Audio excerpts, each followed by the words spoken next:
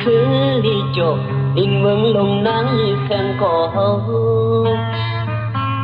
เป็นปอยเป็นลามกูปีคือมีลงตางเลยขี่ไม่พองมือปานอ่อนขิดส่วนเล่นหลายเป็นเมาหายสายเล็บมีสูลูลูดินที่พังหกพังเหตุบ้านสัตว์เป็นกุนก็อันเล่เมืองปียาวยาวขาวก็หึงเลยส่องไปมาสวยขึ้นเลยคนปุ่นนือมาตากันวันเมืองเฟื่องปังมาเกิดยินที่ไปเข็มหายเคยถึงวัดพังลาจ้องลงมวยโตเคยถึงแทงกองมูนางยี่เสียงก่อ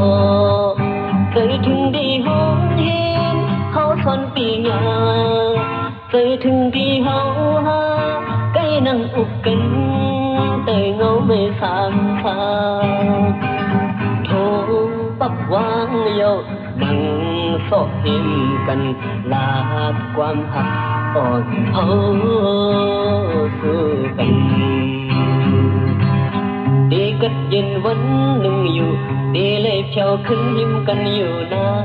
นเท่าเยาก็พอขึ้นหกสื่อทั้งสู้เงาเฮาห้ามเศร้าผู้ในอันเคยตีมือส่องกังใส่นางเหมือนน้ำใจก็คำคงเป็นสื่อล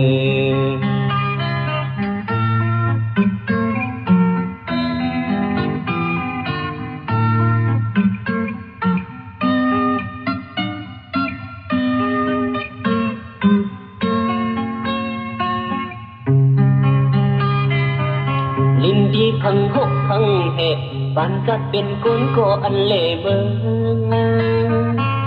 ปียาวยาวขาวก็หึงเลยส่องไปมาสวยขึ้นเลยคนปุ่นนือมา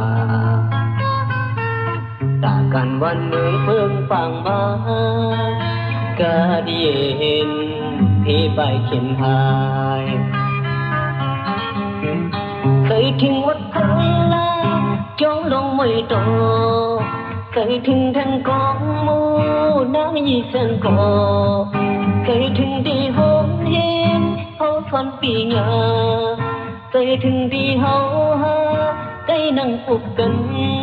แต่เงาไม่สามทางโทปักวางเยานั่งโซหิมกันลาดความหักอ่อนเฮาสู้กันดีกัดเย็นวันหนึ่งอยู่ดีเลยเพียวขึ้นยิ้มกันอยู่นานเท่าโยก็พอขึ้นหกสื่อทั้งสู้เงาเฮาหักโตผู้ในอันเคยตีมือส่องกลางใส่นางเหมือนน้ำใจก็ค